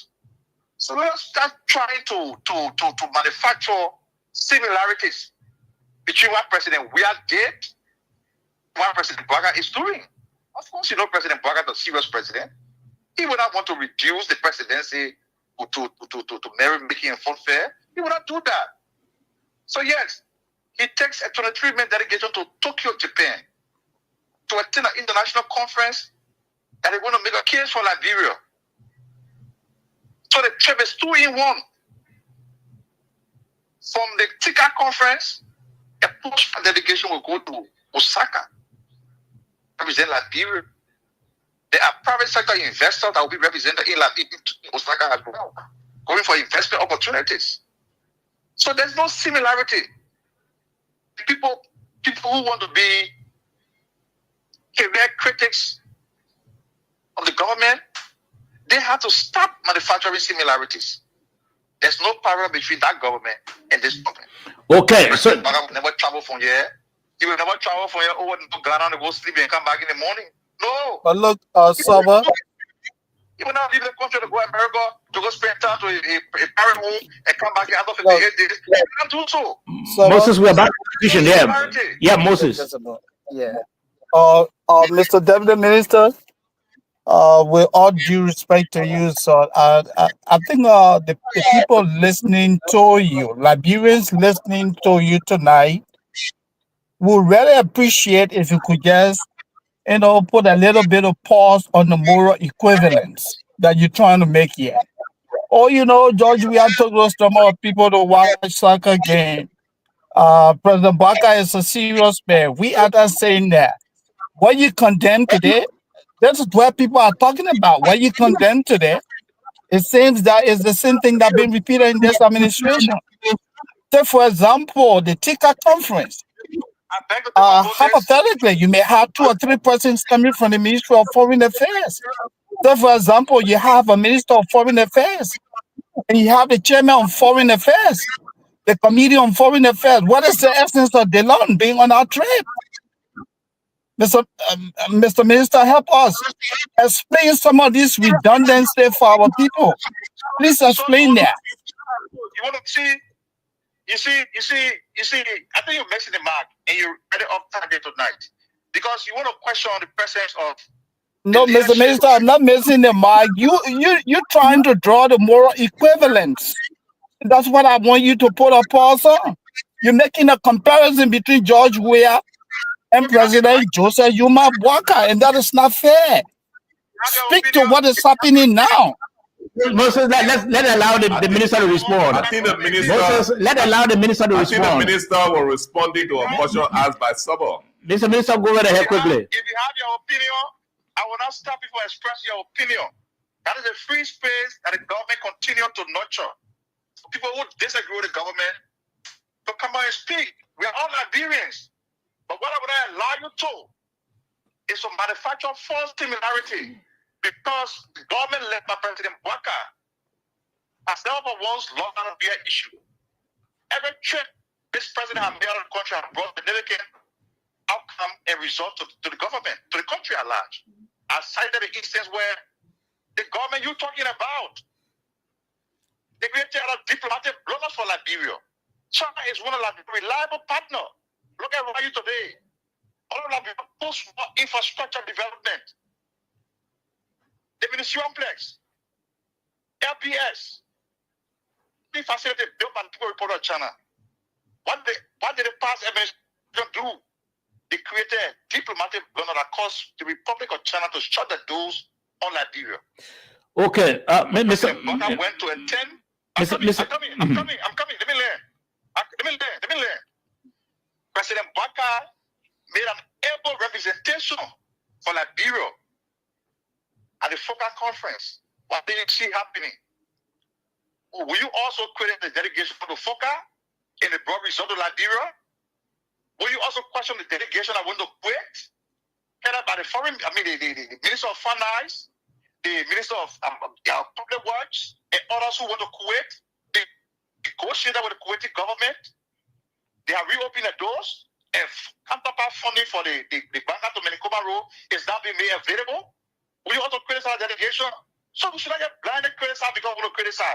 They're not criticize based on the facts. I'm saying to you that the delegation headed by the president is out there to make able representation and negotiate on behalf of the country. They don't play football. If I said it in a demeaning way of which you didn't like, that's a fact. Because there are instances where the former president left the country, went to the Middle East to watch football game, went to America and came back for 58 days. What do you have to say there? Okay, Mr. Minister, thank you. I think you made a point. Somebody who is serious about the country. Mr. Minister, I think you made a point already. We really want to appreciate you listening to the Nighttime Heat, right on Prime FM 105.5. We are streaming live on our YouTube and a Facebook page, or YouTube channel, and our Facebook page. Just tap a Nighttime Heat, and of course, go to follow the show. Our guest here is the Deputy Information Minister, Daniel Sano. Let's try to transition now. The minister is still here with us. Mr. Minister, just recently before this whole Expo 2025, the TCAR, there was this report from the U.S. State Department, this human rights report, and there was initial response from the government indicating that you've noted all that was in the report. And what's the interpretation of that? Is it that the government has taken ownership of all of those issues raised against the government? Is that what you were saying? The recent report released by the State Department, Human Rights Report, pinpoint some disturbing instances of human rights violations, media censorship, and everything. We, as a government, made an initial position that we have received a report and the president are reviewing it, and we also reiterated the government willingness, determination to continue to protect the fundamental rights of every citizen and resident of the country, freedom of the press. And the Ministry of Information later released a statement that the president has taken siege of the report and has instructed the relevant actors, that is the Ministry of Justice and the Independent National Commission on Human Rights, to review the report and to inform the government next position or response to that report. As the deputy spokesperson of the government, I'd like to hold it as that and not to say anything further about the report. I know there were attempts by some of the journalists who called the DICA regular press briefing to kind of say, the press secretary did her respond. Yes, she had a right to do a response because she was personally mentioned in that report. But from the perspective of the government, our next position on that report will be informed by recommendation for the Ministry of Justice and the National Commission on Human Rights. So how soon do we expect to hear from the government its official response? I will not tell you how soon, but I know that report, that position will be out very soon. Okay, so to further hear from you, Mr. Minister, your critics, especially those in those from the former ruling establishment, that's the Congress for Democratic Change. Some folks believe that you are behind. When I'm saying you, I'm making reference to the government. You are behind this whole court issue, the eviction order and all of that. You are behind that. You are making sure that they are evicted because it once happened to your institution. You also want it happen to the CDC. How do you react to this? My party has never been evicted. I'm not a member of the United Party. I'm a member of the Liberty Party. The Liberty Party has never been evicted. But to answer your question, the matter involving the former ruling party and their landlord is a private matter. I think the court has got the authority to hear private suits, and the court has made a determination. As a government, we have no fish to fry in that oil, and I do not think some of the concerns, some of the priority the government has, it will be able to entertain something to evade the CDC. The government have much more important things to do in running the country. As far as running the country is concerned. Let me hold you, Mr. Minister. Let me hold you, Mr. Minister. I remember, Mr. Minister. Mr. Minister. Mr. Minister, I heard you once. In fact, it was even reported in the media when you were very emphatic by saying the government would enforce the court's order to have the CDC evicted. Stubborn. The court, our system of democracy creates three distinct but coordinated branches of government. The legislature make the law, the judiciary interprets the law, the executive enforces the law, right? So if a particular journalist asks me at the press conference, says, will the government enforce the ruling from the court? And I said, but this is a country of law.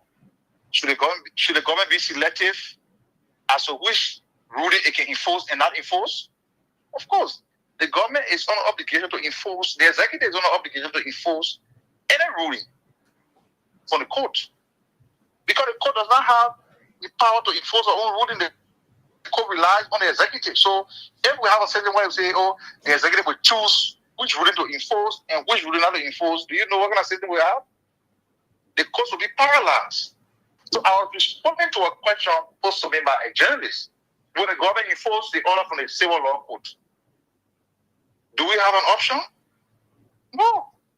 When the court rules and the notice of possession is being issued, the notice of eviction is issued, and the court orders the executive through the police, the Ministry of Justice, to enforce the ruling, what can the government do to enforce it?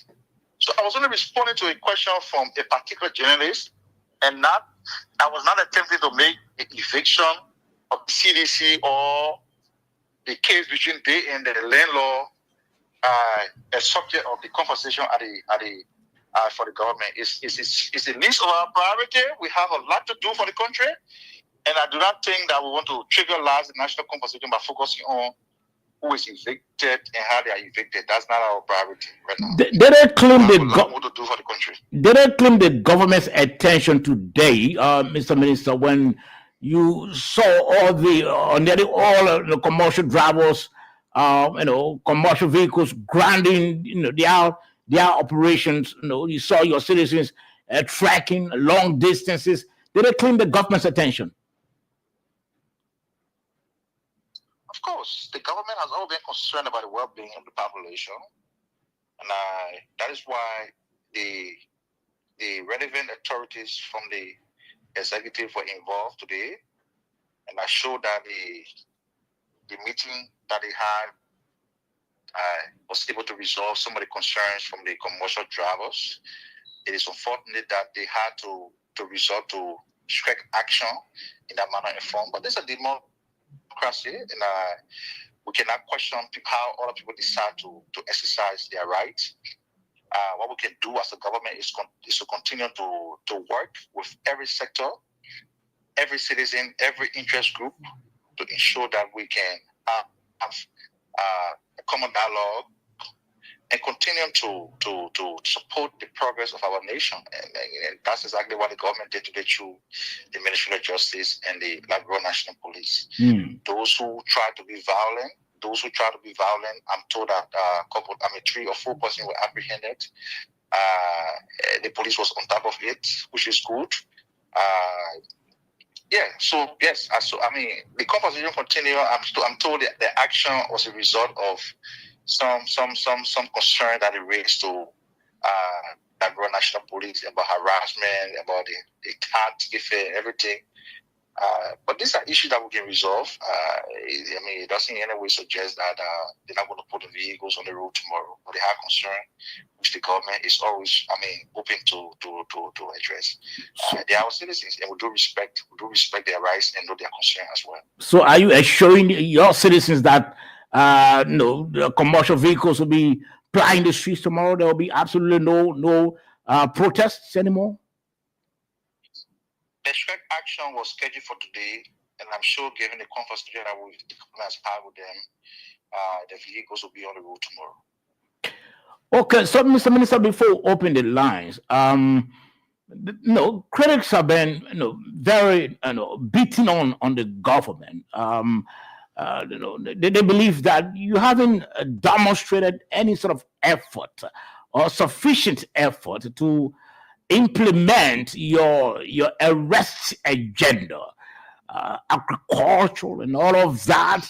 They believe that not much you've done, and so they don't think that you are fulfilling all of those promises that you made to them. How do you respond to their concerns? Part of my job at the Ministry of Information is not basically to be responding to critics.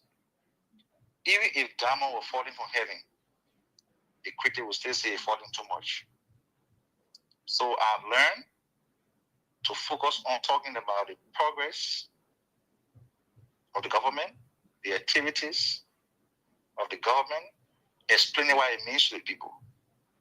If you can sit in Liberia, and for the last 5 to 6 months, with stable electricity, new communities have been connected to the power grid, and you say the arrest agenda is not being implemented, something is wrong with you. If you can see people giving testimony on a daily basis, people who leave Monrovia, it takes 6 hours to go to Grand Chile, something that was never possible in the past years, is now happening. And you say nothing is happening, something wrong with you. If you are buying a bag of rice, close to $4,000, and today you're buying it for $3,000 some more dollar, or in some places, like I'm told, I was at Jamaica, the slaughterhouse yesterday, somebody told me the bag of rice is now being sold for $2,800 in some places. If the price of the bag of rice are reduced significantly in the market, and you still say nothing is happening, something is wrong with you. If the Ministry of Public Works is building roads across the country, connecting new communities, and you still say nothing is happening, look at Monrovia. How dark Monrovia used to be where LDC goes. Today, you have high quality street light being planted across the whole Monrovia. And somebody still sitting in a little cubicle and say nothing is happening. I'm not going to waste my time with those kind of people. I cannot, as a deputy spokesperson of the government, there are issues, there are challenges. But somebody who comes to the discourse to say the government has done nothing, that person does not understand the trajectory of the country. They don't know where the country is going, and they don't know where we got the country from. For you to appreciate that something good is happening here, just take a mental flight. Take a mental flight. 2 years ago, where was Liberia? Where was Liberia 2 years ago? NDC was a Christmas light. Auditors were dying. Professional auditors were dying. Sanctions were raining on the country. Politicians to go to the southeast were riding helicopter or they were passing through articles. Today, these are the things of the past. This country has moved from isolation, from stigmatization in the sub-region, in the international community. Today, we are being elected on the National Security Council of the United Nations. Okay? Internationally, the image of the country is being rebranded. Investment are coming. They will come. How soon? So people who how soon? Investments are coming. Every day new investments are coming. Every day new investments are coming. Just the other day, there were people here who came to the Ministry of Agriculture announced 2 days ago that 100 million investment in agriculture, cassava processing, right? What the government started doing in agriculture is to empower local farmers. Empower local farmers, put in the corporation, they plant, and the government buys them from them. One of those farms is somewhere between Bong and Magibi. Thousands of hectares of land. Manufacturing cassava is being replicated in several regions around the country.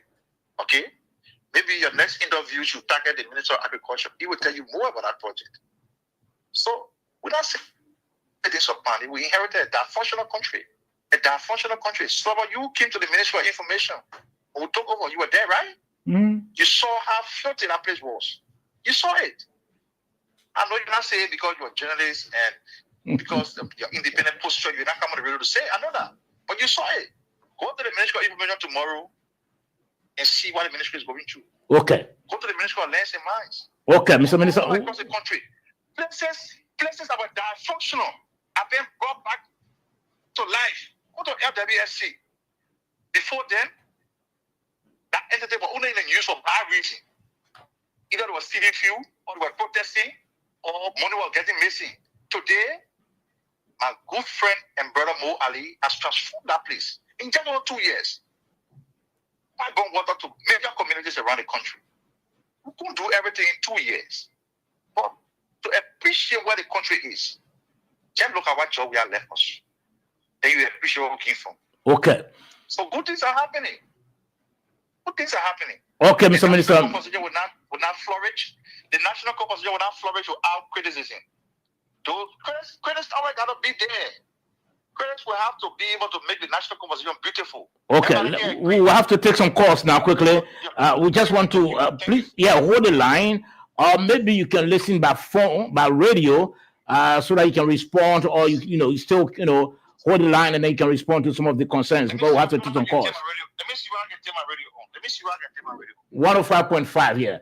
0778 460793. Let's take the first call on the line. Quickly, good evening. Good evening. Okay, the caller is gone. 0778 460793. That's the number to call. Again, 0778 460793. Or better still, 0886 540-987. Good evening. Good evening. Yes, sir. Let's hear from you. This is Pascal Davis. Sobo, you were at LBS. You were in government as well. When people come here and lie to our people, you need to separate them. Yes, I think George was spent 60 days in Qatar. When he came back, the Emirates hospital was built. 14 military was built. The PHP Park was built.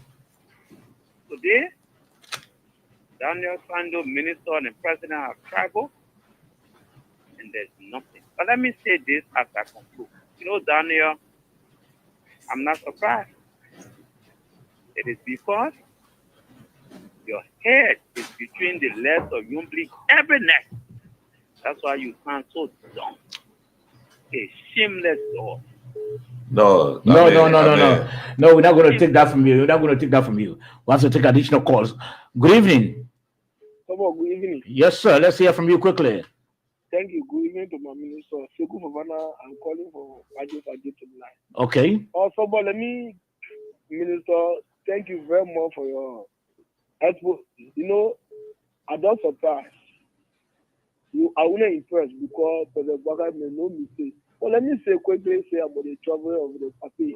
The papi is now somebody that can lie. The papi tell everybody, the papi say, I'm not going to start bringing money in dividend. Maybe the dividend will come after. Because the money not sitting on someone to say you're going for a company. Let me quickly for Pascal, mobile money now coming, we agree, we understand this, but let me tell you this. Pascal is one of the person that are okay. That now, if he on FM, on your show, he can never call any money because he about our government official, they say you have evidence, they call, he go now, he can provide. So, and also, Pascal Naruga, he talking about Daniel Sano, he led us about the that since the achievement you are discussing the part, why the part, who eating the money today? Where the money is going? The ML hospital, what are you talking about? You know, the only hospital, you know what did the ML hospital? What did the ML hospital? That's what made you know, job we are doing that. That's what made you 110 president, 110 government. You know, Okay. I don't know whether Okay, you made a point. Let's take another call on the line quickly. Good evening. Good evening, somebody. Yes, sir. Let's hear from you. Yeah, my name is Lassana Sion, calling from around South Africa. Okay. Yeah, my man, this guy who just insult the minister. The thing we can see, but we used to see people claiming on the fence to buy rice. It is not at all. They claiming on the fence, women, gasoline. You go to the gas station, it's packed. Then he coming on the air, you know, saying something different in something, man. Let the big call thing, man. You forgot about them. Like people seeing, we are seeing what happening. Everybody seeing. Then we pray so that investors can come to some of us can get jobs to do. Okay. Not that because we say that, then we're not seeing it. Okay. Sorry, Many thanks. Let's get another call on the line quickly. Good evening. Yeah, good evening, people of Sabo. Let's hear from you quickly. Yeah, this is Emmanuel TV at 2018 to the township of Westfield. Okay. People of Sabo, it's very much disheartening when we listen to people that we support, that we still for on the 17th of September on the rain, on a heavy sample of rain. We spend our little resources, spend our own cash to support the campaign of Unity Party. We always say this. I use one of my kids to supply water for this. If Daniel tells them will come on the show and decide to speak as if to say they are in opposition, we think it is not well. We think they are wasting our effort. President, we are, or former president, we are, did all of these things that we criticize. Daniel no is direct below. Say that George, we are going business in so football was a waste of the country resources. Today, direct below his own leave. It's not working. Why on leave? He going for the Liberian government to spend money on him to travel to Japan to attend a program, a forum that is not invited to. So why is he not going for that? Why is he not doing all that trip? If that cannot be considered as a state liability or as a waste of resources, then I know how your guest or the deputy minister can describe it. Okay. Sometimes Let's take another call on the line quickly. Good evening. Hello, good evening. Yes, sir. Let's hear from you. My name is Segun Kano. I call for the JNP and JCA Dream for Better Liberia Foundation. Let's hear from you. I know the Deputy Minister is listening, and I want to say thank you so much, Honorable Deputy Minister. You spoke very well. Yeah, you articulated the government policy very well, especially when you spoke on the issue of your emphasis on the eviction. You are a government. This is not a bus call that we're running here. Every policies, every decisions, and enforcement that the government required to enforce, it is the executive, as a spokesperson of the executive. Once the court speak, the executive follow.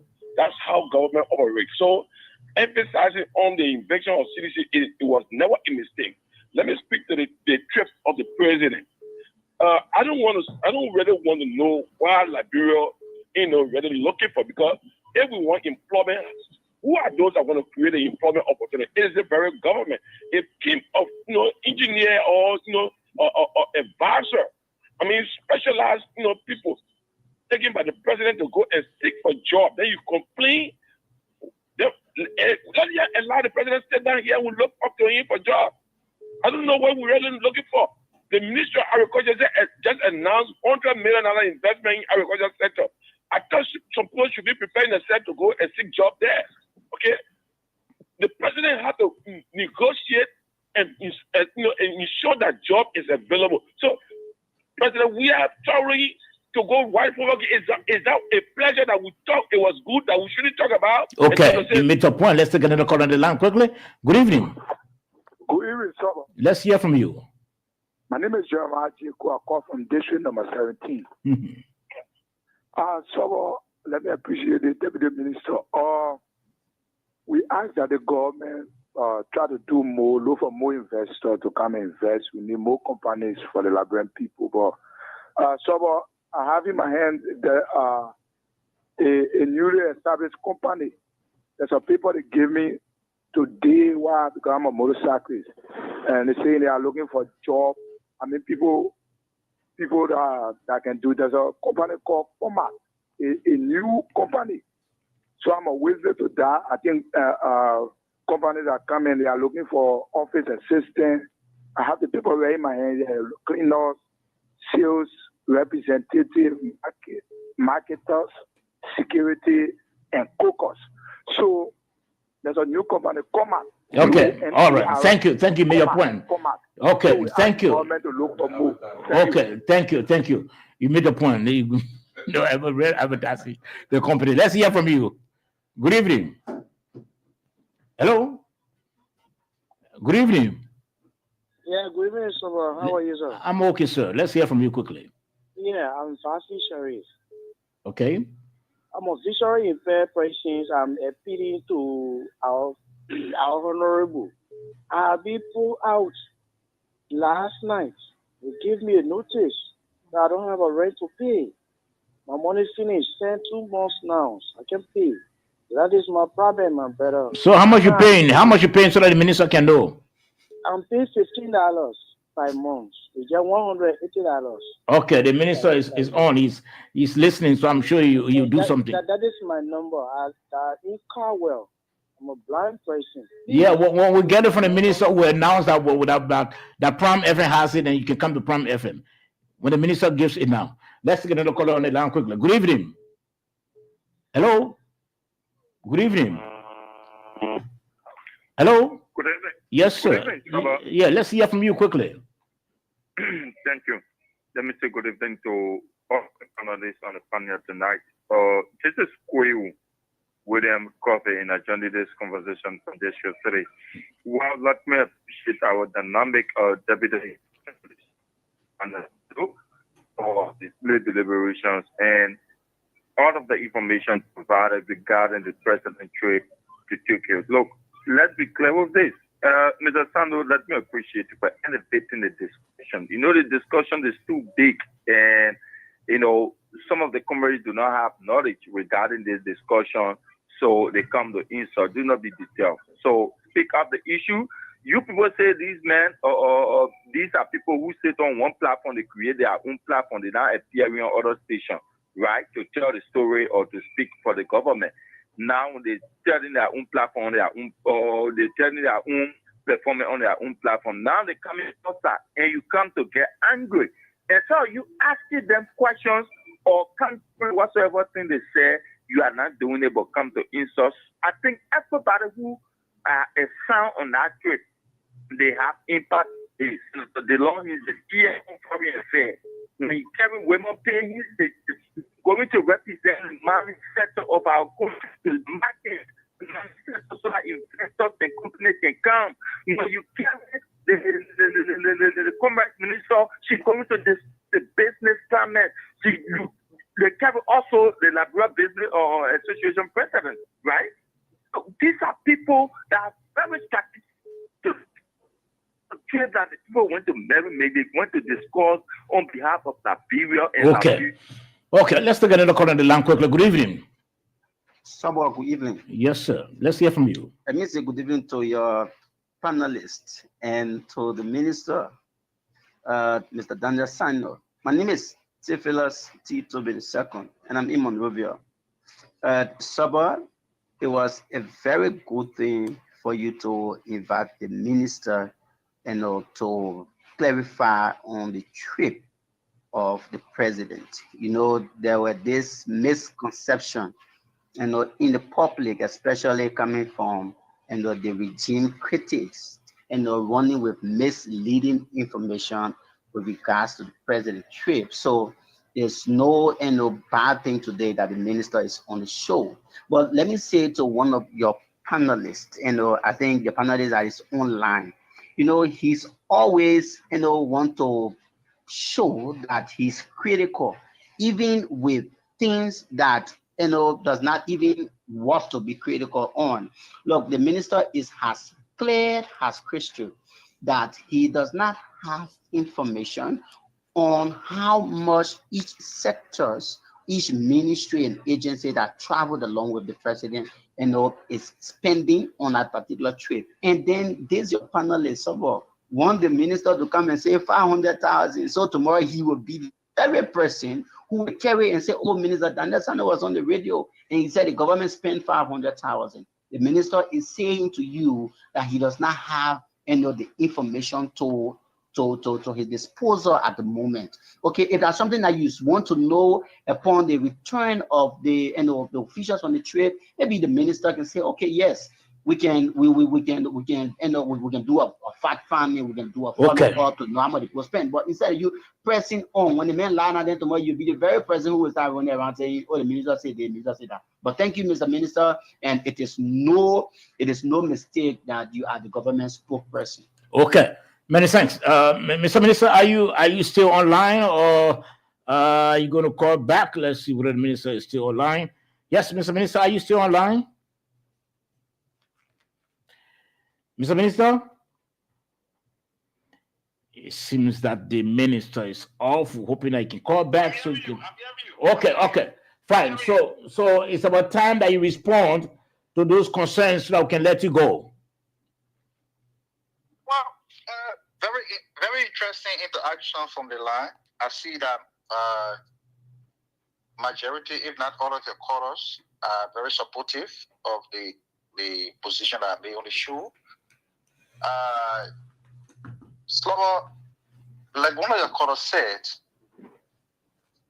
people complain that government is managing your own communication, government are reaching out.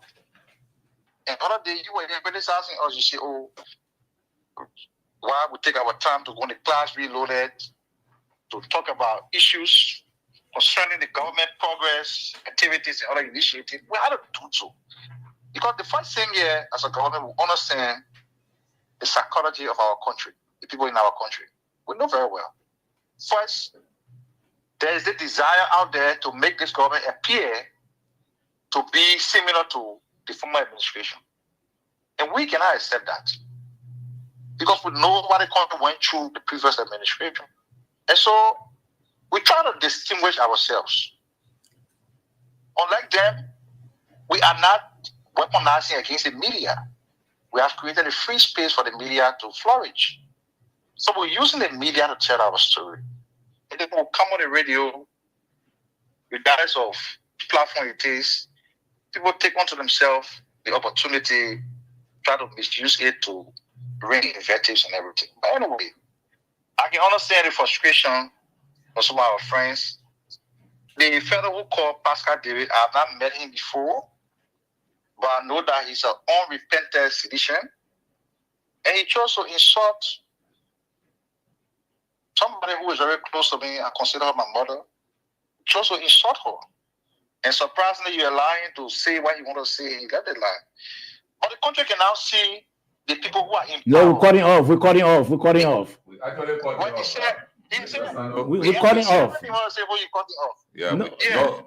But the country cannot see, the people cannot see why it was important for us to retire Mr. Weah from politics, because some of the people who he got supporting are very intolerant. Very intolerant. Throughout this conversation, I was very respectful. And I made some strong points, which I'm very unapologetic about. That there can be no parallel between their government and our government. And so there's something to get annoyed about. I mean, I hope he can do better the next time, because if I have a presidential candidate that I want to come back, we can say, oh, Joe, we're coming back. Think about coming ready to call somebody man and part of our major to come back. You're missing the man, you're not happy. My dear friend said, going to talk about what he talked about, he commended us, and somebody talked about why he said that Delon is on the trips and that Delon is. When national duties call, as a leader of the country, you have to answer. There are a lot of negotiations that are ongoing. There are a lot of repair that we are doing to the country's image on the international scene. And you cannot do so without the involvement of the Ministry of Foreign Affairs. And don't forget, the horses First Committee on Foreign Affairs, Joint Committee on Foreign Affairs from the Senate and the House of Representatives, they very well vital role. So they break the law, you now show why you on a trip. Who was in America to lead like what did for the election on the Security Council? Was it the law? So when Liberia is getting elected on the Security Council, it's good for them to be there. But when Liberia is invited to an international conference where a lot of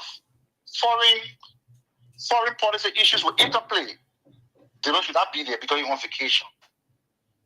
We have to stop this kind of hypocrisy. Everybody in the country knows everything.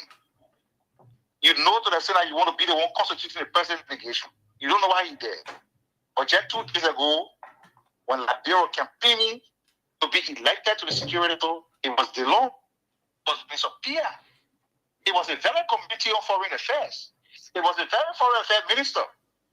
The very Information Minister. They led a campaign to the UN General Assembly. They were in the hall to make sure that Liberia accumulated the required number of votes to be elected. Today, they come on the road and say, what are they not doing there?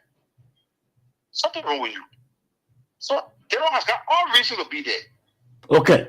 Because it's a chair. Your parting comment quickly, Mr. Minister. I think I've done justice to the point made by the caller. I just want to conclude by saying that the country is on an irreversible path. And those who attempt to distract or to derail the progress that the country is making by their consistent attempt to draw unnecessary criticism, trying to make a mountain out of a molehill. I want to say to them that those attempts fail perpetually, because the government you have here is a government that will not be distracted. We want to say everything they're doing opposition. It's seeking attention. Some of them say they won't organize protests and this and that. We will not give you any pounds of credence that you deserve. Okay. Because we do believe that the country we inherited from the previous administration is a country that has numerous challenges in all sectors. And as a government, our priority is on addressing those challenges. President Bonga has said that Liberia should not be the same after 6 years of his administration. And every member of the government is committed to accomplishing that. That is why you see the NDC is working to ensure that access to energy can increase. The LWSC is working to ensure that access to pipe-borne running water can be increased.